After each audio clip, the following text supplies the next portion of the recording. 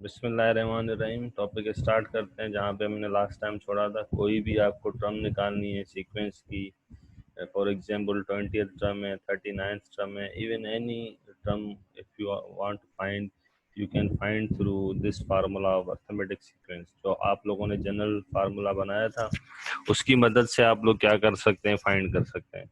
आप लोगों को याद होगा that was the formula a subscript n is equal to nth term, ठीक है, equal to A plus bracket में n minus one into d. ठीक है, ये आपकी ए एन जो है ये nth टर्म को भी रिप्रेजेंट करता है, द लास्ट टर्म, जिसे हम लास्ट टर्म भी कहते हैं। इसकी मदद से आप कोई भी टर्म निकाल सकते हैं। इवन आपको पता होना चाहिए कि एक रूल होता है, इफ एनी इक्वेशन, अगर आपके पास एक इक्वेशन है having number of unknown for example 4, अगर आपको कोई कहे कि भाई मुझे अ, आप इसकी वैल्यू निकाल के दे डी की और ए की, इट इज नॉट पॉसिबल। एक इक्वेशन में अगर चार अननोन है तो आपको थ्री अननोन की वैल्यूज चाहिए फिक्स है, और चौथी वैल्यू तभी निकलेगी। ठीक है, ऐसे नहीं है कि आप एक इक्वेशन में दो अननोन निकाल सकते हो। It's not possible. Only possible, only possible when you have three unknown values, then you can find out the value of the fourth unknown. इस इक्वेशन में चार अननोन है, that is your first a n, your nth term a n, ठीक है। the another unknown is a, another unknown is n, another unknown is your d. how many unknowns are there? four। अगर आपको कोई value निकालनी है, आप लोगों को ये दिमाग में रखना है कि यहाँ पे आपके पास थ्री अननोन की वैल्यू होना ज़रूरी है, otherwise you cannot find the value of the fourth. Example, find the 20th term of the arithmetic sequence। आपको इस सीक्वेंस की 20वीं टर्म बतानी कौन सी होगी। मैंने आपको पहले भी बताया था कि in generally you can find out the 20th term by writing on some paper, otherwise but there is confusion. ठीक है, क्या होता है कि मसला हो जाता है, कोई कोई मिस्टेक कर जाता है, ठीक है, कोई कोई कहीं एरर हो जाता है। अगर आपके पास फार्मूला है then it is easier as compare to finding out by generally writing on any paper. अगर चलेंगे तो 20th टर्म में कोई आपसे कहे कि भाई 200 वाली जो टर्म आएगी 200 पे, उसका उसकी वैल्यू क्या होगी, फिर क्या आप लिखेंगे? It's not possible. तो आप क्या करते हैं, हमने इसीलिए ये फार्मूला बनाया था, this one, for finding any value. ठीक है, अब देखें, कह रहा है कि इसकी 20वीं टर्म क्या होगी इस सीक्वेंस की, 3, 9, 15, 21। तो 20वीं वैल्यू निकालने के लिए आपको पता है यू विल चेक। एक चीज मैं आपको और बता दूं कि एग्जाम में ये भी होता है कि आप लोगों से पूछा जाता है find the 20th term, find the 20th term of the sequence. वो आपको अर्थमेटिक नहीं कहेगा, वो कहेगा सीक्वेंस है। आप क्या करेंगे, आपको चेक करना होगा क्या ये अर्थमेटिक है या नहीं है। If it is arithmetic then the common difference between two consecutive term should be same. तो आप यहाँ पे चेक करेंगे, देखें, 9 - 3 6, 15 - 9 6, 21 - 15 6। Hence we are sure now that this sequence is arithmetic sequence। अब हमें कंफर्मेशन है कि भाई ये सीक्वेंस जो है वो अर्थमेटिक है। अब हम मूव करेंगे अर्थमेटिक के फार्मूला पे। That formula is your this one, a n equal to A plus n minus one into d. There are four unknowns. अगर ये हमें कह रहा है कि 20th टर्म निकालो, कौन सी टर्म निकालो? 20th term. इसका मकसद है what he is asking A20। What is he is asking? A20। A20 निकालना है तो मुझे फर्स्ट टर्म होनी जरूरी है। देखें, फर्स्ट टर्म है, यस, 3। ओके, फर्स्ट टर्म के बाद आपके पास क्या चाहिए? Then n। What is n? In this case your n is 20, क्योंकि 20th टर्म निकालनी है तो n इज 20।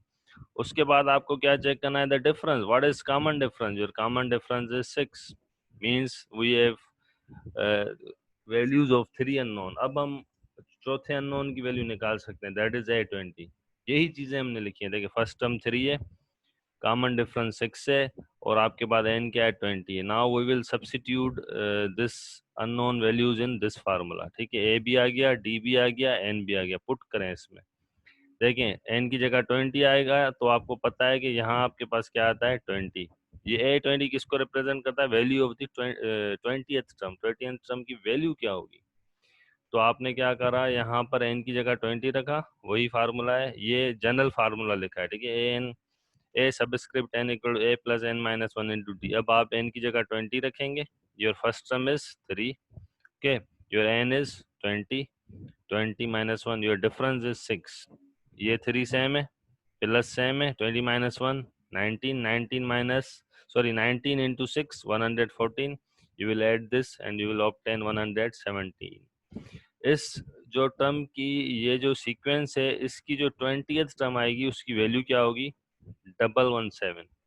ठीक है, ये आपके पास एग्जाम्पल था। अब इसी सीक्वेंस की आपसे वो पूछ सकता है 200th टर्म क्या होगी, 200 टर्म जो आएगी उसकी वैल्यू क्या होगी। तो आप यहाँ 200 रखें, माइनस करें 199 मल्टीप्लाई करें 6 से, प्लस करें 3, you will obtain the 200th term value. ठीक है, एग्जाम्पल नंबर 2 कह रहा है which term of the arithmetic sequence, ठीक है, कह रहा है कौन सी टर्म होगी अर्थमेटिक सीक्वेंस की जिसकी जो वैल्यू होगी that will be -77।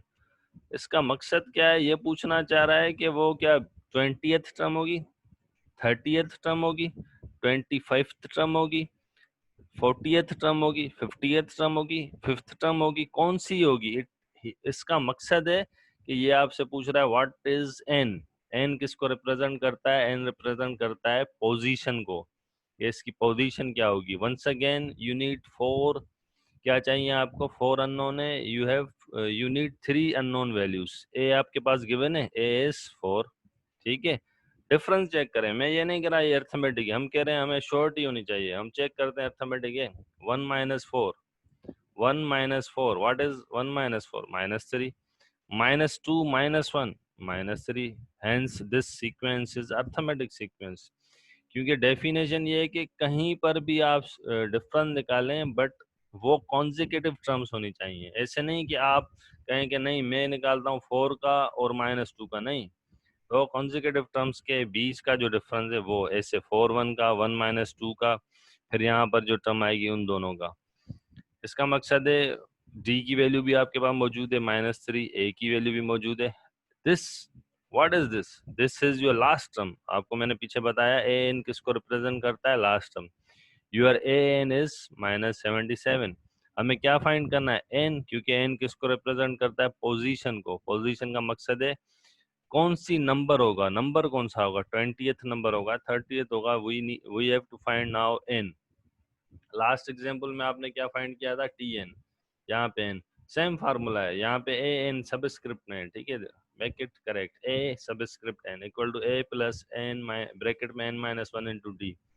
A N, what is A N, A N is -77 equal to what is A, your A is 4 plus N तो हमें फाइंड करना है, ब्रैकेट में एन माइनस वन सेम रहेगा, what is D, D is -3 -77 same, ठीक है, ये plus का था, यहाँ आ गया -4 equal to n minus one into -3, कितने हो जाएंगे, दोनों को ऐड करें, -81, -3 यहाँ पे मल्टीप्लाई कर रहा है, यहाँ आकर क्या करेगा, डिवाइड, माइनस माइनस प्लस, इसको डिवाइड करें 27, ये टर्म हमने सेम ही रखी है, एन -1 माइनस का यहाँ आएगा +1, 27 + 1 28।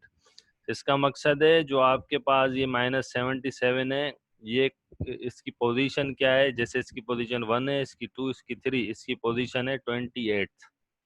जब आपकी 28th वैल्यू आएगी that will be, it's value will be -77। एक चीज और है कि देखें, फॉर एग्जाम्पल यहाँ पर आ जाता 28/3, then what was your remarks, आपका रिमार्क्स होता कि ये इस सीक्वेंस की टर्म नहीं होगी। Why, because this n, n आपका क्या होता है, जो आपका इनपुट होता है that is your natural number.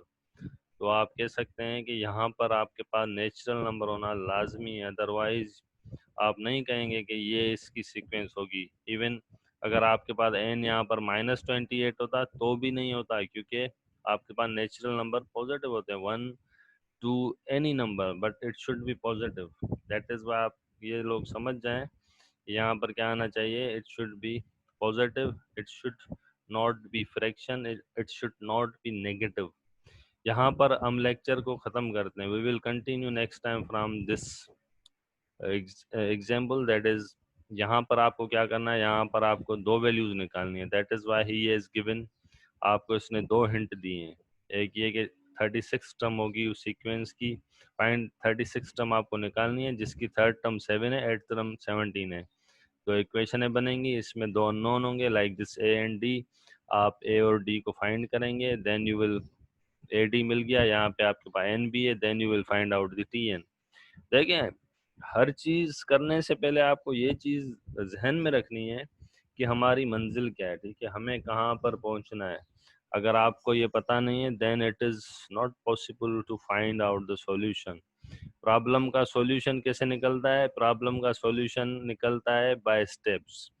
एक तरीकेकार होता है, एक मेथड होता है, हम एक मेथडोलॉजी बनाते हैं कि भाई कैसे मुझे ये चीज़ अचीव करनी है। अगर आपके पास वो नहीं है, फिर आपके लिए बहुत मुश्किल हो जाता है। आप क्या हो जाते हैं, देखिए हर बंदे के पास नॉलेज होता है, ठीक है, बट उस नॉलेज को कैसे फिक्स करना होता है, that is the big problem.